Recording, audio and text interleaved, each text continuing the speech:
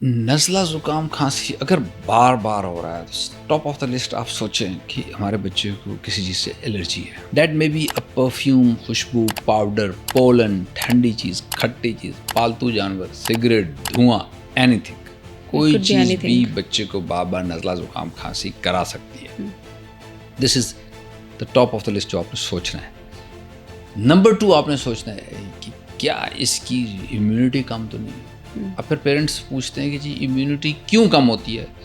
تو بھئی امیونٹی کی پہلی وجہ ہے اس کی خالص چیزیں نہ کھانا. پرانے لوگ ہوتے تھے نا، دیسی چیزیں کھاتے تھے، دیسی خوراکیں تھیں، دیسی لائف سٹائل تھا، تو وہ فٹ رہتے تھے. بالکل.